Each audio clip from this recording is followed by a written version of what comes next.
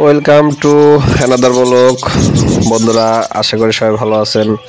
তো প্রতিবারের মতো আবারও একটি নতুন ভিডিও নিয়ে আসলাম আপনাদের সামনে, আমার শখের পাখির ভিডিও।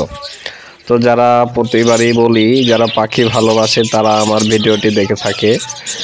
আমি পাখি পালতে ভালোবাসি, পাখি ভালোবাসি।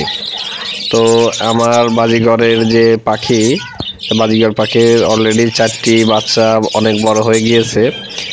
কিছুদিনের মধ্যে, হয়তো সপ্তাহ 15 দিনের মধ্যেই আমার খাঁচা ভরে যাবে আর কি বাজিগর পাখির বাচ্চাগুলা।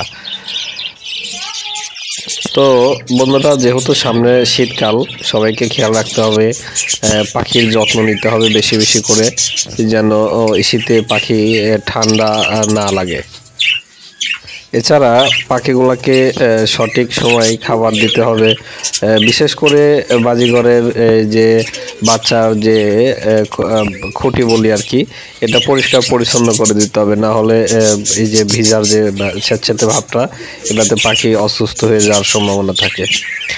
এবং প্রতিনিয়ত কন্টিনিউ সঠিক টাইমে খাবার পানি এগুলো দিতে হবে। আর বন্ধুরা, ঠান্ডা পানি এখন চেষ্টা করতে হবে একটু পানি গরম করে দিলে ভালো হয় আর কি, যেহেতু শীতের সময় অতিরিক্ত ঠান্ডা পানি খেলে পাখি অসুস্থ হওয়ার সম্ভাবনা থাকে।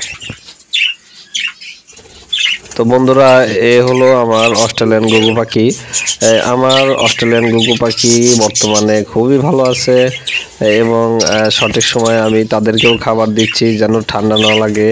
এই জন্য আমি পানি বারবার চেঞ্জ করে দিচ্ছি যেন ঠান্ডা পানি না খায়। তো এই ছিল বন্ধুরা আজকের ভিডিওটি। তো যদি আমাদের ভিডিওটি ভালো লেগে থাকে, শখের পাখি ভিডিওটি ভালো লেগে থাকে, তাহলে আমাদের চ্যানেলটি অবশ্যই সাবস্ক্রাইব করে দেবেন এবং আমাদের ভিডিওটি শেয়ার করে দেবেন, যাতে অন্যরাও দেখতে পারে এবং পাখি পালতে আগ্রহ প্রকাশ করে। বন্ধুরা, আমি আবারও বলি, যারা পাখি ভালোবাসে, পাখি পালতে ভালোবাসে, তারাই আমার ভিডিওটি দেখে এবং অবশ্যই আমাদের চ্যানেলটি সাবস্ক্রাইব করে দেবেন। বন্ধুরা, সবাইকে ধন্যবাদ।